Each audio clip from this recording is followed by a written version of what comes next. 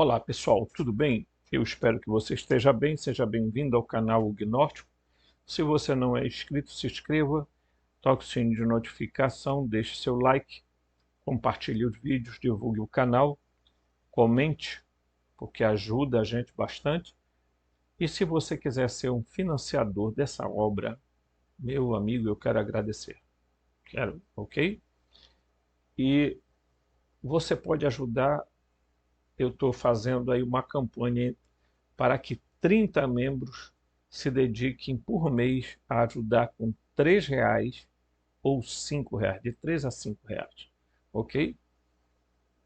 Você pode ser um colaborador através do Pix, robson.rmt@gmail.com, robson.rmt@gmail.com, ok? E desde já eu vou aqui fazer alguns agradecimentos, né? Quero agradecer, que é importante, pessoal, a gente lembrar das pessoas que fazem o bem para a gente, né? Então eu vou aqui fazer uns agradecimentos, quero que os amigos tenham um pouquinho de paciência para a gente fazer esses agradecimentos aqui, tá? Então veja só, quero agradecer ao José Carlos Gonçalves Ralo. Esse aqui é um amigão mesmo. Muito obrigado. Olha, eu não posso expressar a minha gratidão pela sua bondade para com esse canal, tá? Então, José Carlos, olha, que o Pleroma te abençoe e te dê abundância e prosperidade na sua vida, tá? E a Giovana Lúcia Franco de Campos Cálice, tá? Eu agradeço também ao Renato de Almeida Boiago, ok? Eu agradeço também a Hildebrando Félix da Silva Souza, tá? Que nesse mês de junho, o Renato de Almeida de novo, Boiago, porque esse meu amigo aqui, eu considero amigo, ele faz isso durante o mês, pessoal, várias vezes, para você ver o coração de uma pessoa como essa, né? Ao Renato de novo, tá? Ao, deixa eu ver quem mais. Ao Renato novamente.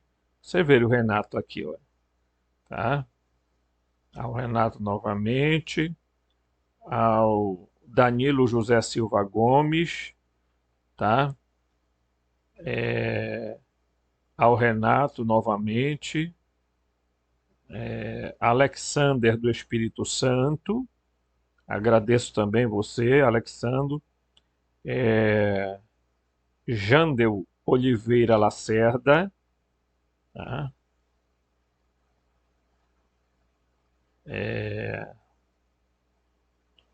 Maria Cecília Araújo Silva, ok? Então, isso só no mês de junho, tá?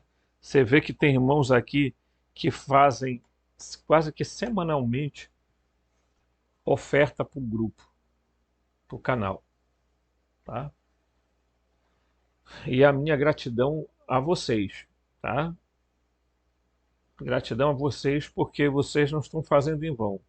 Primeiro que vocês não estão diante de um pilantra que está aqui, sabe, para enganar, não faz parte do meu perfil, pessoal, tá?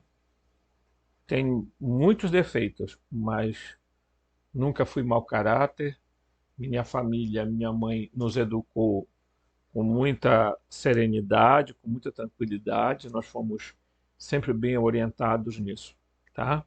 Então, aqueles que desejarem fazer, ajudar, né? 30 pessoas, o que são 30 pessoas? Nós somos mais de 1.350 pessoas nesse canal. Né?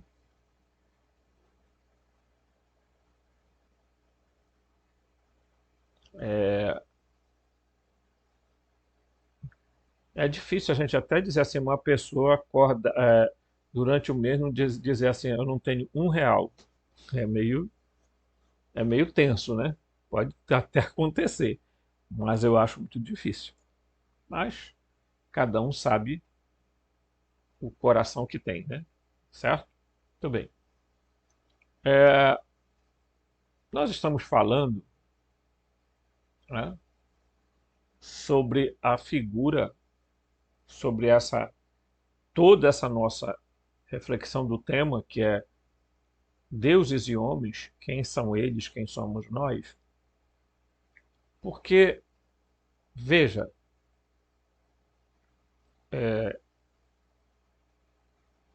de um lado nós temos um Deus dos filósofos, que é aquele Deus que está, né, lá no alto, que é onisciente, onipresente, onipotente e, enfim, é completamente outro, o Deus abscôndidos, que também foi, inclusive, incorporado por parte dos gnósticos cristãos, para separá-lo do demiurgo, do Deus do Antigo Testamento. Ok? Então, quando você analisa isso, você precisa entender que há uma nova relação no caminho, a caminho da Terra. Ela já está começando. Mas essa nova revelação vai chegar por meio de seres humanos. Não vai ter nenhuma revelação especial através de um ser que vai descer do céu e vai dizer assim, olha, pessoal, tem um negócio aqui para contar para vocês e vou começar a falar. Isso não vai acontecer. Tá? É, essa revelação, né, seria uma nova revelação do ponto de vista metafísico para descrever para a gente, de fato, poder explicar quem é Deus. Por exemplo, quando você pega o livro de Urante, tem gente que acredita e outros não acreditam. Eu, particularmente, leio ele como um livro qualquer. Não leio ele como um livro sagrado, que alguns veneram por aí, chegam a cometer gafes enormes sobre isso. Né? Então, o livro de Urante, por incrível que pareça, é o livro mais didático que eu já vi para falar de Deus. Apesar da enorme complicação para você entender. Mas ele vai descrevendo etapa por etapa da questão de Deus. Ok? Mostrando que Deus é diverso. Ok? E aí você pode perguntar assim, bem, se Deus é matéria, como você falou, é físico, é corpóreo, como é que nós podemos aplicar a ele a onipotência, a onisciência e a onipresença? Né? Três características básicas de Deus. Tá? Certo? Então, primeiro, quem aplicou essas características a Deus? Foi Deus que disse que ele é assim?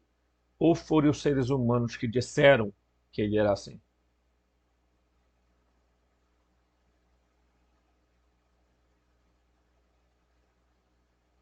Ok? Primeiro nós temos que nos perguntar, Deus disse em algum momento que ele era assim? Há em algum momento Deus dizendo: eu sou onipotente, eu sou onisciente, eu sou onipresente? Vamos lá.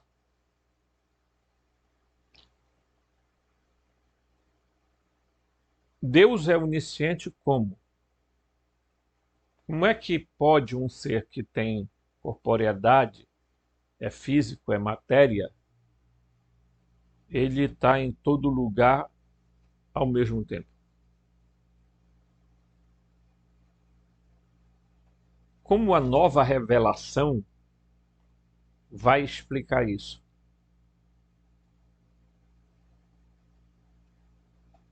Ok? Então vamos lá. Depois eu vou explicar isso aqui que eu estou. Né?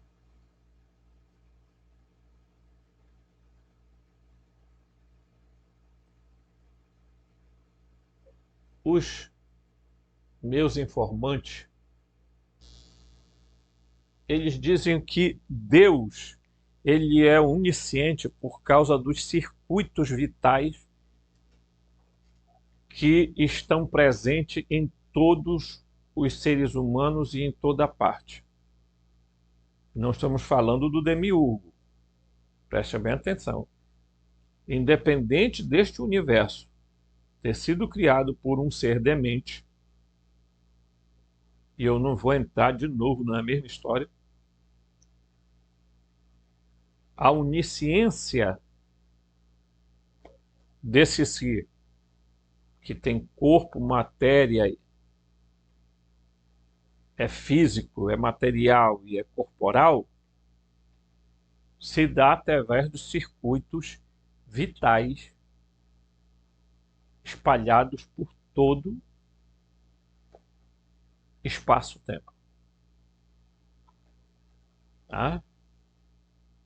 Esses circuitos vitais podem ser chamados por centelhas divinas ou, como o livro de Urantia chama, por ajustador do pensamento. Essa é a onisciência de Deus.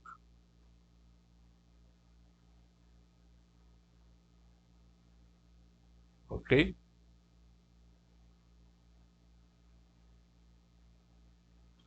Deus, o Deus do pleroma, o Pai, revelado por Jesus, ele não pode se misturar à matéria, porque ele habita uma região antimatéria. E aí a matéria seria totalmente destruída. Ok? Eis o lema. A outra coisa é que esses, você pode chamar de Ogdoad, os 8, ou a tríade, né? A tétrade, como você queira chamar, ali no pleroma, né? Eles não podem se deslocar daquele ambiente. Por quê? Porque se eles se deslocarem de lá, gera um colapso. Tá? Porque o grande espírito, tá? O Uno, ok? É o grande espírito. É o grande centro de energia, ok? Que está ali. Ok? O Uno. Então, ele é o espírito invisível. Ele é o núcleo central do pleroma. Então, a manifestação, o desdobramento dele na pessoa do pai, tá? na pessoa da mãe e na pessoa do filho,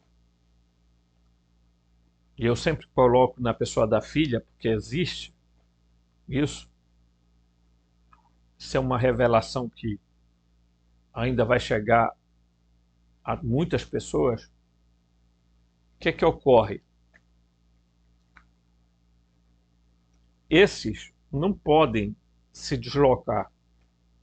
O que é que eles fazem? Eles se desdobram em vários seres para que assim eles estejam presentes. Veja, quando você vê a série Os Três Corpos, vocês vão ver que eles criaram um,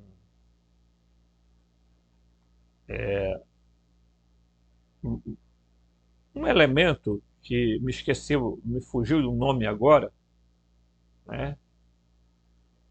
E eles criaram quatro, né? Porque são dois pares. Então, dois estão na Terra e dois estão lá. Porque, segundo a física quântica, quando você separa, né, dois, dois átomos, ou ali, geralmente o que acontece? Tudo que acontece nesse aqui, esse aqui pode estar a longa distância. Acontece a mesma coisa. Então, eles criaram exatamente é um ser, porque é um, né? Mas tecnologicamente, esse ser está em todo canto ao mesmo tempo na Terra. Então, eles observam a Terra através disso, porque tudo que eles observam aqui na Terra é transmitido para o outro que está lá com esses seres. Tá? Isso é importante a gente entender.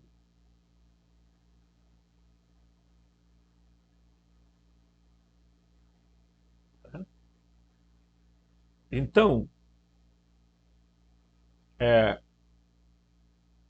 quando você entende esse filme, você entende também que Deus está presente em todos os cantos, não de forma pessoal,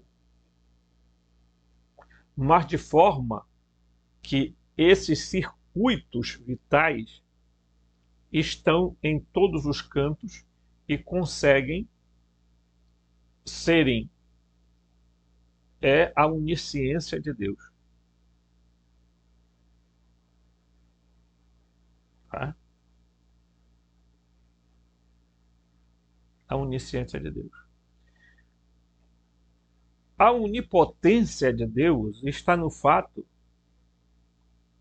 de que o Deus do pleroma, tá?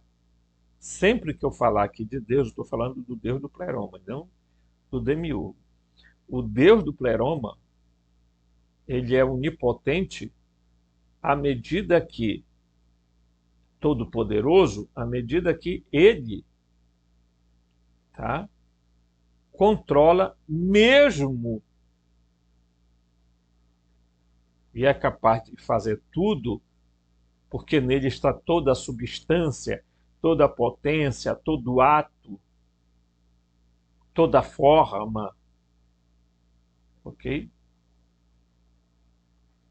E ele pode exercer isso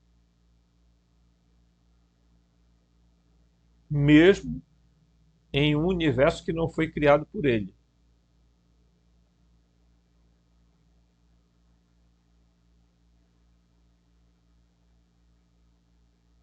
E aí os informantes chamam isso de circuitos de poder, que não são seres vitais, pessoal, não são seres como a centelha divina. Os circuitos de poder são como formas de energia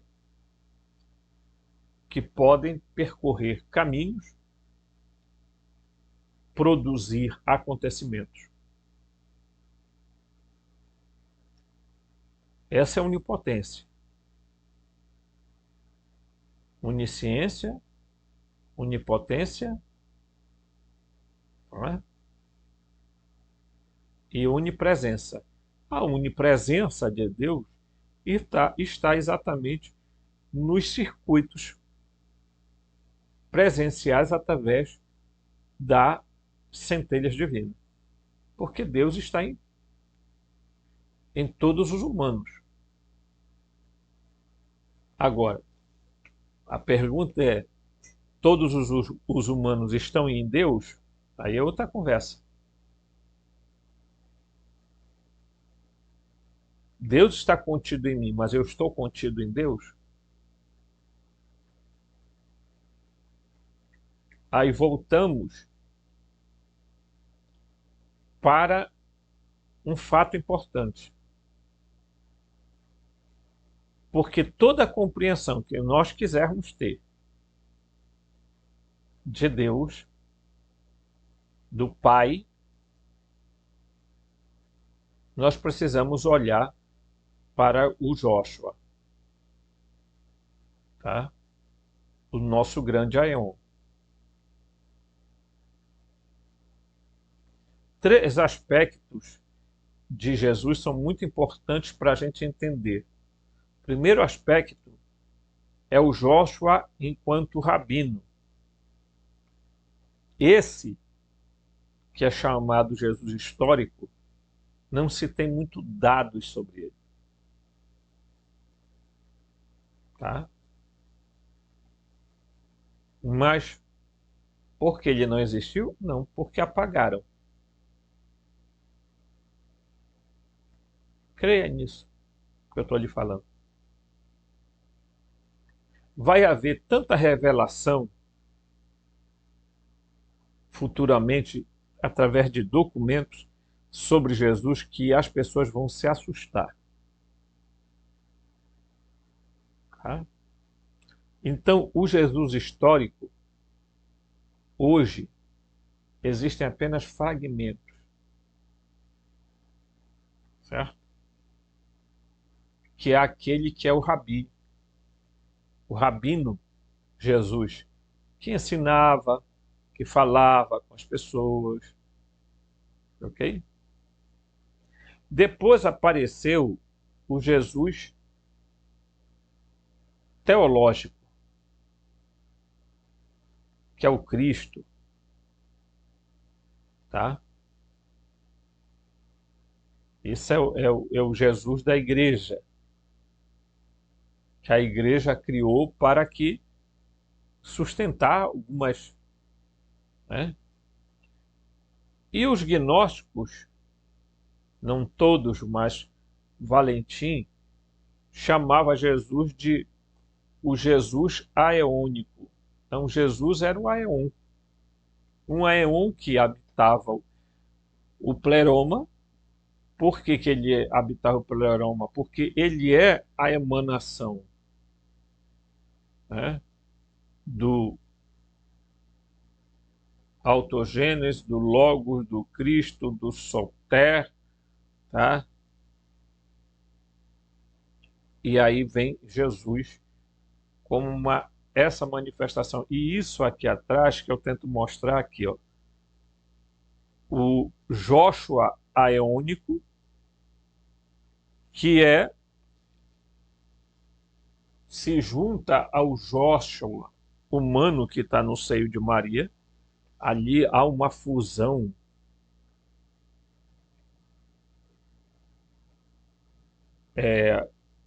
os reveladores eles falam o seguinte: é, é, é uma intervenção genética, por quê? Porque ali no óvulo de Maria já estava, de uma certa forma, presente um corpo. E o que os seres fizeram foram introduzir, né, uma substância, uma forma de vida que vai se fecundar junto, tá? Em unidade, certo? Com o Joshua humano. Então, o Joshua aeônico com o Joshua humano formam uma unidade corpórea física no seio de Maria, né? E para gerar o Jesus, o Joshua histórico, tá? O Joshua histórica, o Joshua que é o histórico, ele era rabino, ele era profeta, tá? Ele nunca disse pessoalmente que ele era Deus, mas o que nós hoje sabemos a respeito de Jesus é porque muita coisa foi manipulada. Textos dos evangelhos, etc. Né?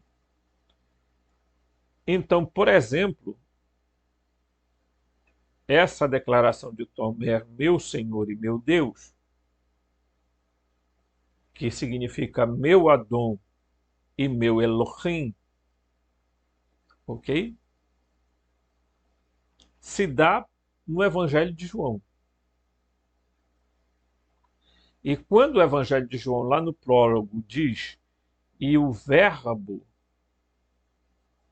o Logos, se fez carne, tá? Se encarnou, tá? O Verbo, o Joshua aeônico, se fez carne no Joshua humano para dar origem ao Joshua histórico, né? Então, quando esse fenômeno acontece, e não é um fenômeno místico, não é um fenômeno, não. É um fenômeno que nós podemos dizer assim, um fenômeno tecnológico. Porque Deus, pessoal, é tecnologia. Deus é tecnologia. Deus não é um ser mágico, um Merlin, um mago, que está lá em algum lugar fazendo mágicas para criar determinadas coisas, não.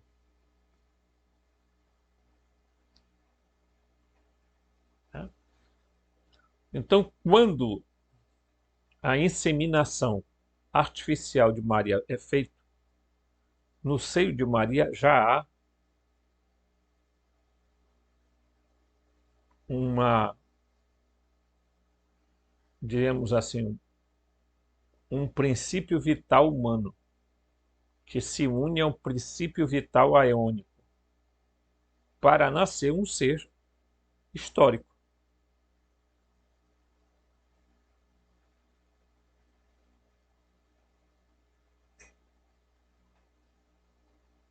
Tá?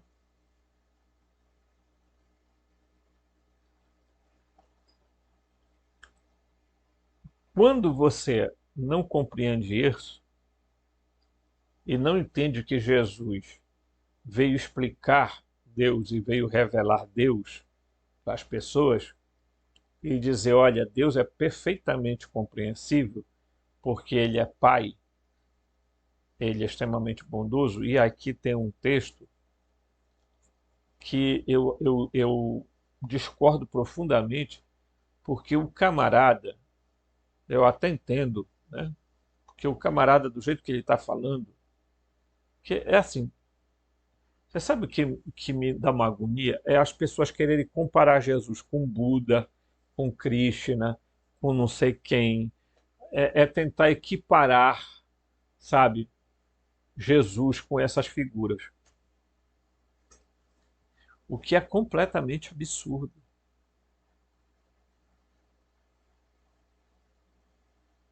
Eles não são da mesma enfermaria, gente. Parem de fazer comparação de Jesus com Krishna, com Buda.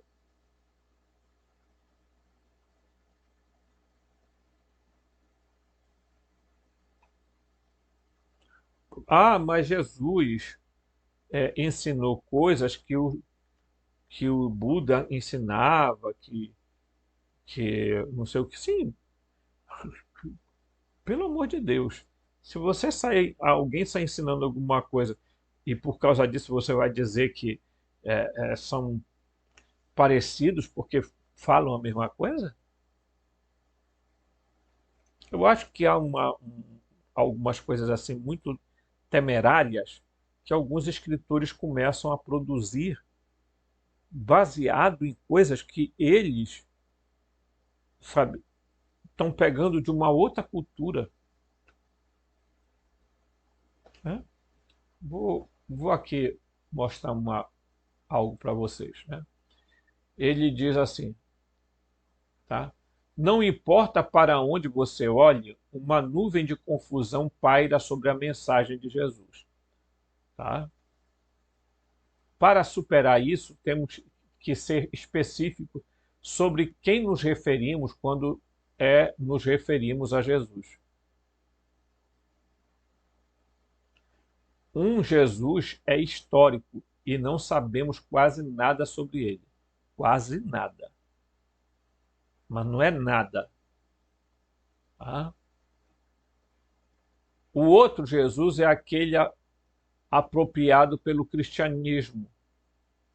Ele foi criado pela igreja para cumprir sua agenda. Tá? O terceiro Jesus sobre o qual este livro trata é ainda tão desconhecido que mesmo os cristãos mais devotos não suspeitam de sua existência. No entanto, ele é o Cristo que não podemos e não devemos ignorar. No entanto, ele é o Cristo que não podemos e não devemos ignorar. Tá? Então, portanto, ele está dizendo, o Jesus histórico nós não sabemos de quase nada. O Jesus da fé da igreja está servindo aos propósitos da igreja. Agora, o Jesus enquanto Cristo, tá? Quanto Cristo, quanto ungido, enquanto Messias,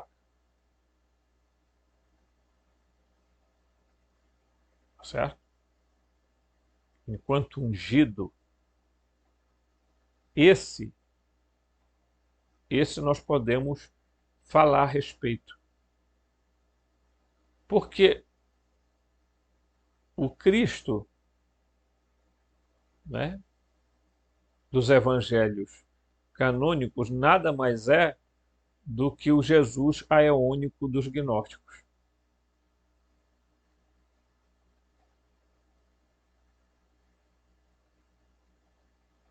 Ele não é um semítico. Ele era um ser humano, pessoal. Tá? Ele era um semideus. Por quê? Porque há uma união de uma natureza, tá? Se nós usássemos uma linguagem hoje mais moderna, a gente diz assim, há uma natureza alienígena, divina, com uma natureza humana, por causa da linhagem de Jesus. Linhagem de Maria, quer dizer. Tá? A linhagem dela.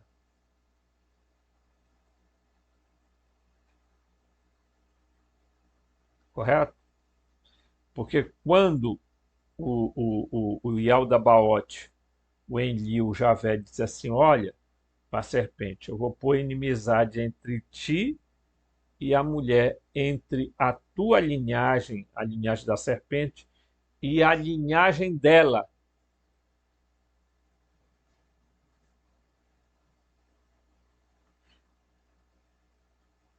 Claro que ali não está se referindo a Maria, como a igreja tenta fazer uma colocação. Está falando exatamente de Eva mesmo, e de um ser que eles chamaram de serpente porque eles queriam vamos ser bem francos, eles queriam denegrir a imagem, né, daquele ser lá, que abriu os olhos de Adão e Eva. Então, veja, eu porei inimizade entre ti e a mulher, entre a tua linhagem e a linhagem dela.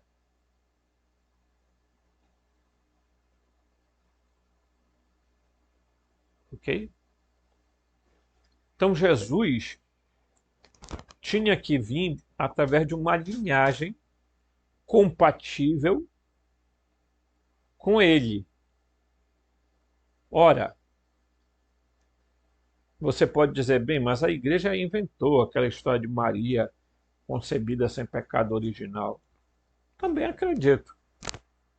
Mas aí eu acredito em parte, tá? Porque a ideia de pecado original, isso aí é bobagem. Mas que ela realmente nasceu por uma inseminação artificial, eu não tenho dúvida nenhuma. A Ana teve Maria por uma inseminação artificial porque ela tinha que ser preparada para ser a mãe daquele ser que vinha. Pureza de sangue? Provável. Mas creio que é mais do que isso. Ela que tinha que ser alguém, pessoal, meio que semelhante ao filho, meio que divina e meio que humana. Se é que vocês estão me entendendo. Para ela poder ter, também por via de inseminação, o Aeon Jesus sendo colocado para se unir ao, ao,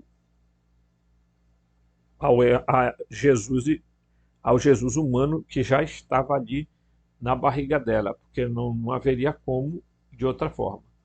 Você sabe que para haver inseminação precisa se ter o quê? Sêmen, semente, esperma. No mundo humano é assim, tá? Então, portanto, da onde veio essa semente, esse sêmen que foi introduzido em Maria? Vocês estão entendendo? Coisa como é? Tinha que vir de um ser que produz sêmen. Você não vai criar sêmen aonde?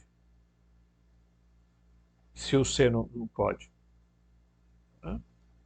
Eu vou trazer vídeos aí com coisas assim muito interessantes sobre Jesus.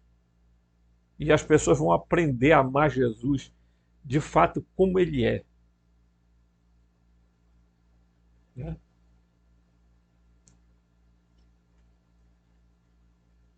Porque esse Joshua, nosso grande Aeon, é ele que vai, tá, demonstrar, ok? Toda, fazer a explicação, a revelação. Porque revelar o que é? Revelar é explicar. Revelar é o contrário, né? A palavra apocalipse quer dizer revelação. Quer dizer tirar o véu. Então Jesus veio na terra para tirar o véu e dizer, olha, Deus de verdade, o Pai, é assim. Eu estou descrevendo para vocês porque eu vi ele. Eu estive com ele.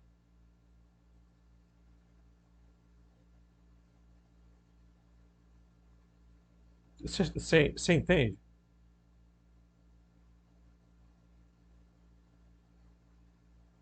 E nos evangelhos gnósticos é mais claro ainda, porque ele vai falar de coisas que dificilmente você vai dizer que não, né? Mas você pega o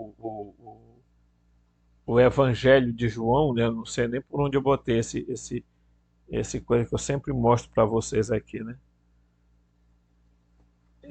Você pega o Evangelho de João, você vai ver Jesus ali, né, sendo... Aqui está aqui, ó. Deixa eu pegar aqui. Aqui, opa, tá? Então você vai pegar a gnose de João e você vai chegar bem aqui, você vai ver ele falando sobre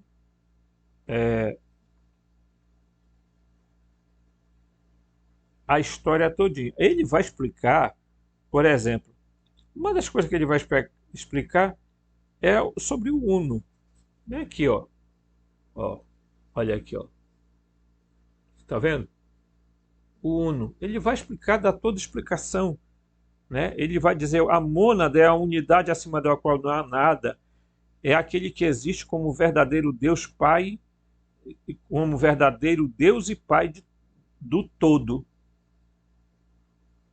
É o espírito invisível. Ele está se referindo ao Uno, tá? Que está acima do todo. Incorruptível, tá? Incorruptível e pura luz, que olho algum é capaz de contemplar. Então ele está dizendo assim, ele é pura energia, mas não está negando que ele seja matéria. Porque já volto a falar, né? Certo? Eu expliquei que né,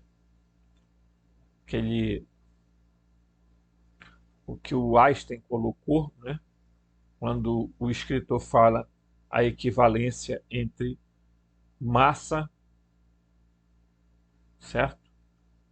E energia.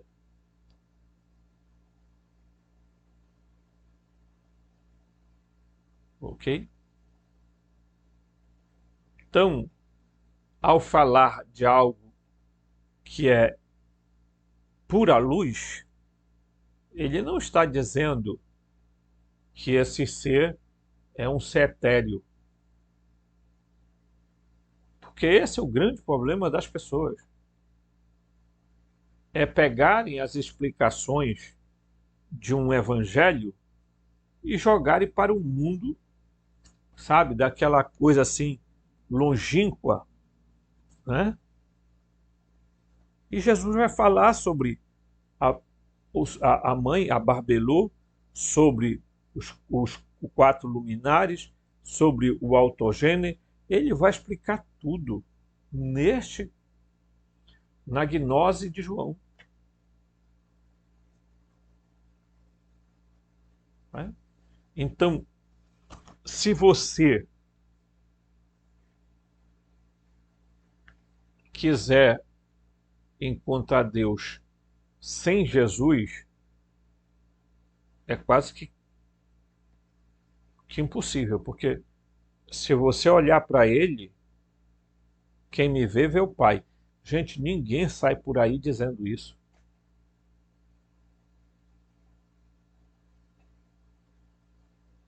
Um homem teve a coragem de dizer, um rabi de Nazaré teve a coragem de dizer, pessoal, quem me vê, vê o Pai. Não era o José, não, que o José nem pai dele era pai adotivo.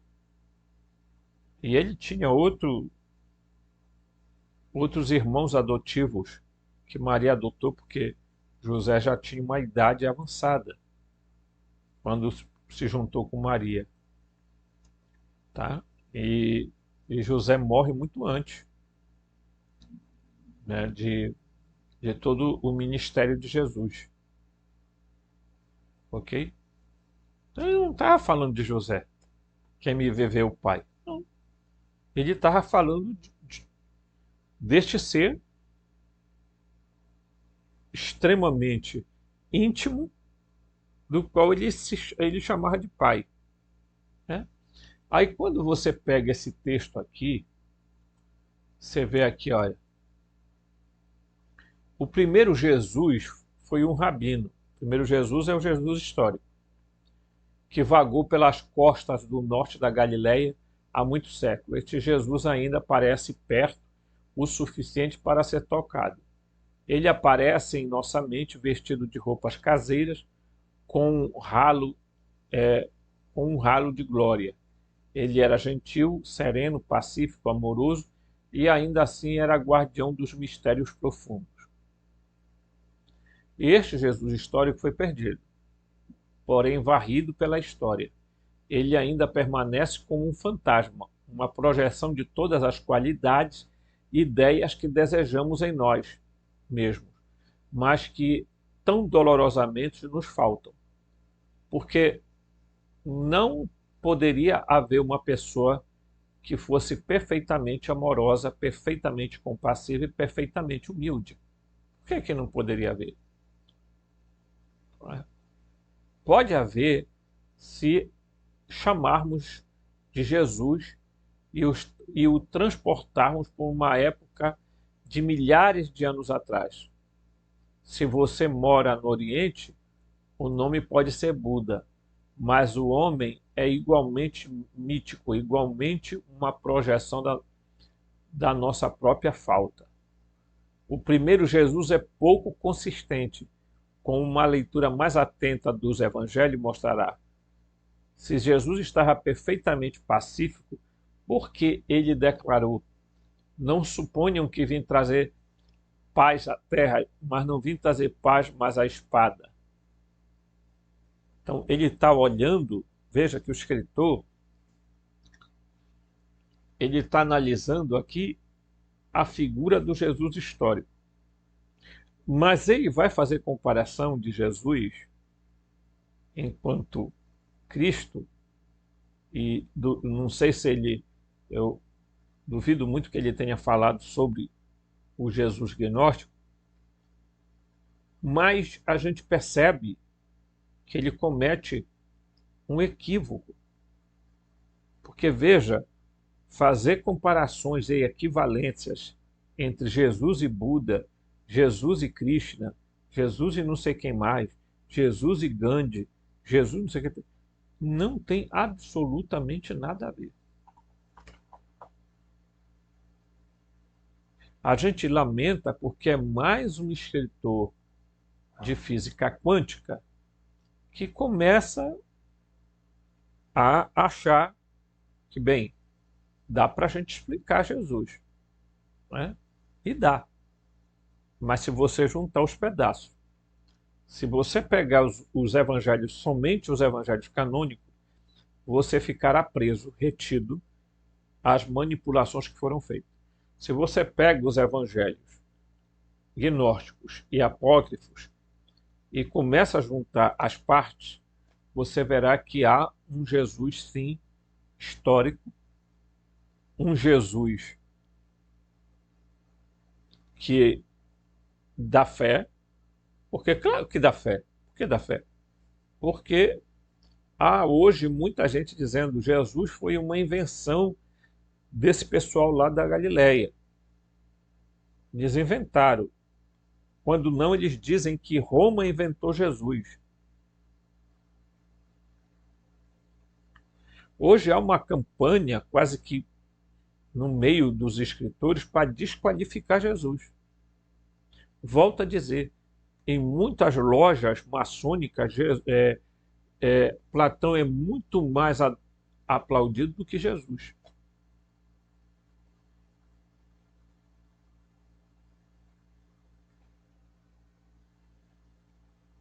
Ora, Jesus era humano, mas ao mesmo tempo era eônico. Ora, Jesus se aborreceu, foi. Chicoteou lá o pessoal no templo, foi. Por quê? Qual é o problema que há nisso aqui? Ah, eu não vim trazer paz sobre a terra, mas a espada. Qual é o problema sobre isso?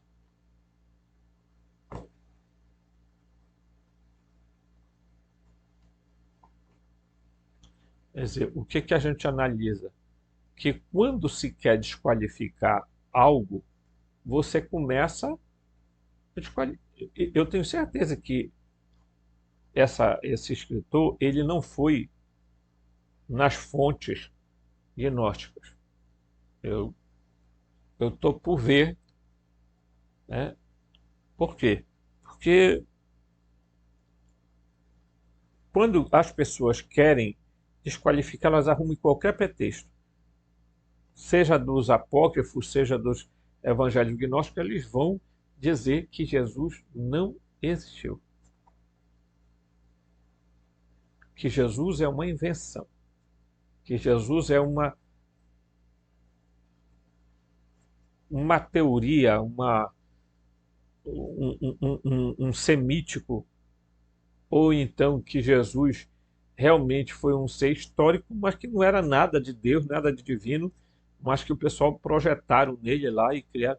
Então, veja bem, eu não sei por que hoje ainda tem gente que está se empenhando em desqualificar Jesus, porque eu me pergunto, por que que Jesus está te incomodando tanto, cara?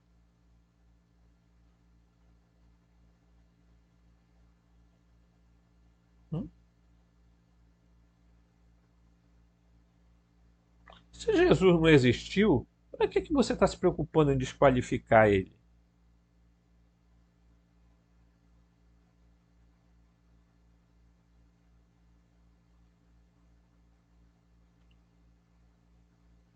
Quem foi o semítico? Me mostre um aí. Porque tem gente que nega Jesus, mas afirma que Buda existiu, que Krishna existiu. Quem me garante que Buda não é uma invenção?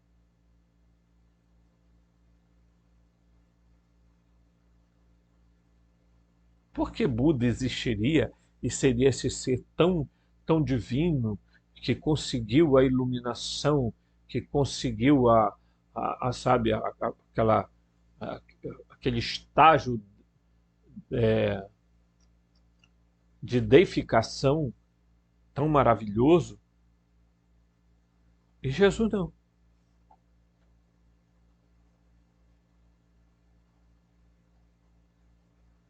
O pior de tudo é tentar fazer equivalências entre Jesus e Buda, entre Jesus e Krishna.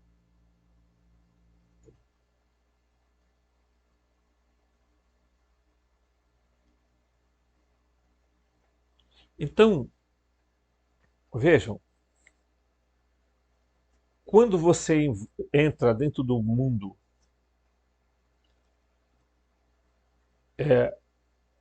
dessa visão de um Jesus que veio à Terra para explicar Deus, para revelar,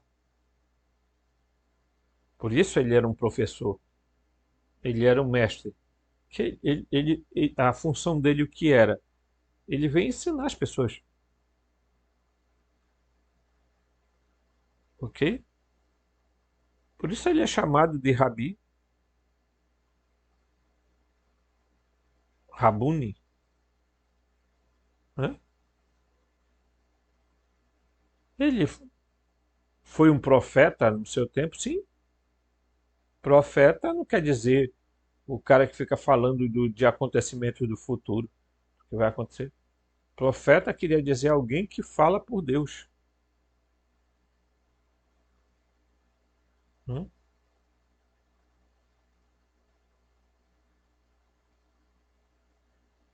Ele próprio não mandou escrever nada. Mas isso não significa que um grupo de translocado de pessoas inventaram uma criatura, né, do nada, porque,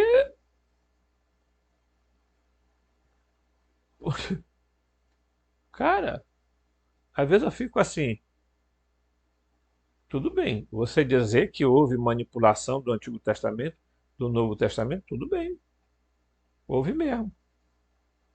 Interpolações, etc. Houve. Agora, daí você dizer, Jesus não existe por causa disso aí, que Jesus é uma criação de César,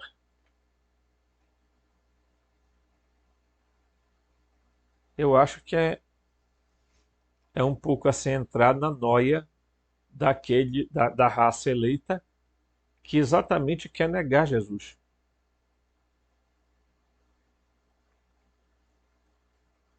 né? Por que que eles ficaram tão irritados com o filme do Mel Gibson, né?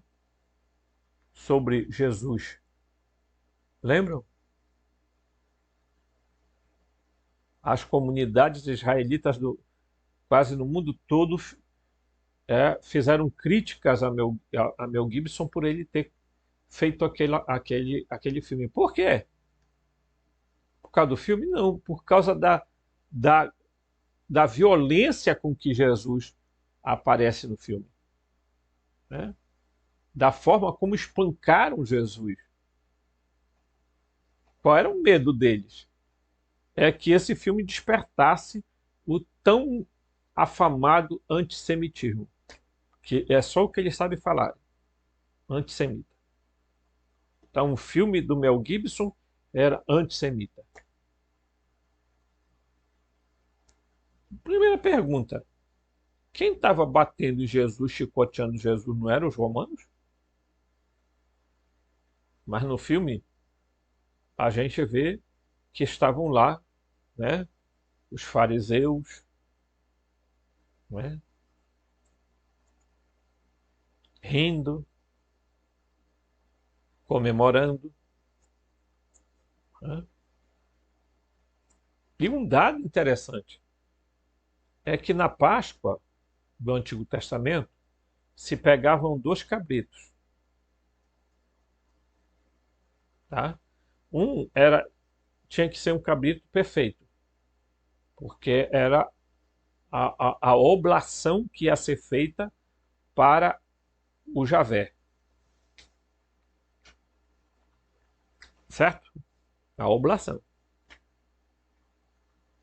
E o outro, que podia não ser perfeito, eles amarravam uma fita, colocavam a mão na cabeça né, do cabrito, do bode, da ovelha, e saltavam ele para o deserto, para o Azazel, que era o quê? Uma espécie de Shedim, um demônio. Um era liberado vivo, o outro era sacrificado no altar para Javé. O que é que ocorre véspera da Páscoa em Jerusalém? Apresentam-se, Pilatos apresenta aos judaítas dois Jesus. Um é o Joshua de Nazaré e o outro se chamava Joshua Barrabás. E aí ele pergunta: a quem vocês querem que solte?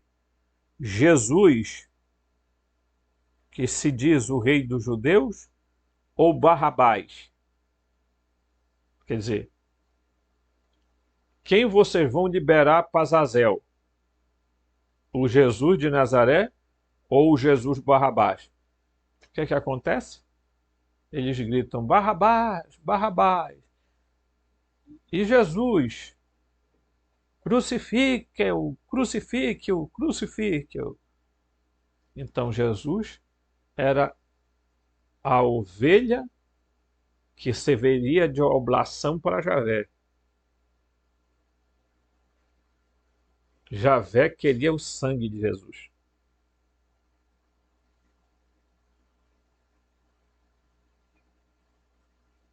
E o Barrabás foi solto. Para quem? Para Azazel.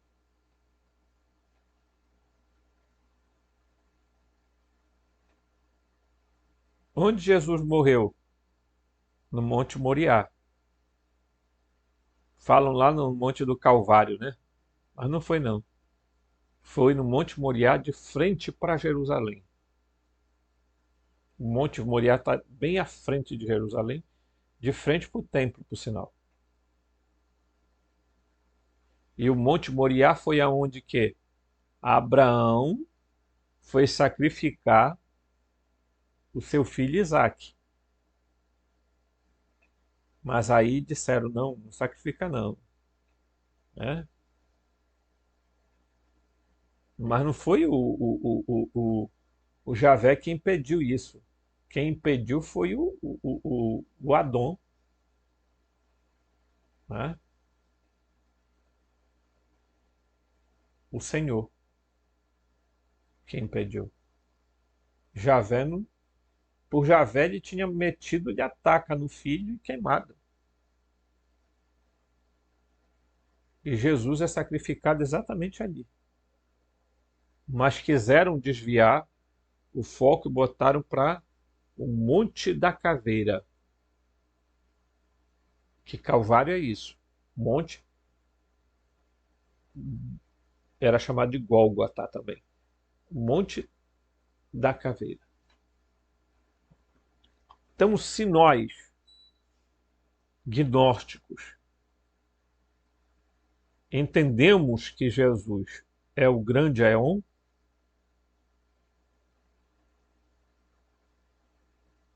né? Um semideus, porque ele é chamado de Elohim, e Elohim não meu Adão, meu Elohim. Elohim é plural, ali poderia estar sendo escrito Theoi, e não Theos, porque na verdade a palavra Theos é singular, tá? Então aqui era para ser, na verdade, a palavra El, porque El é o equivalente a Theos. Elohim, aqui, ó, é equivalente a Theoi, tá? Meu Adão e meu El, tá? Meu Kyrios e meu Theoi.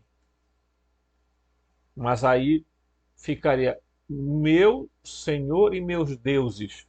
Não. Então, o correto é, né, seguindo a gramática hebraica, era colocar El, né, mas como aqui, certo? Está no singular, aqui também está no singular. Então o termo seria exatamente meu Adão e meu El,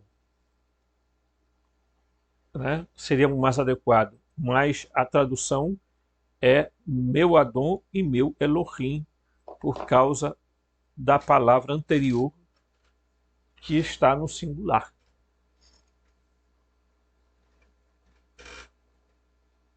Né? Então, depende do verbo anterior. Né? Mas aí Jesus recebe o título da boca de Tomé de que ele é meu Adão e meu Elohim, ou meu El, o meu Deus, o meu Theos, o meu Kyrios.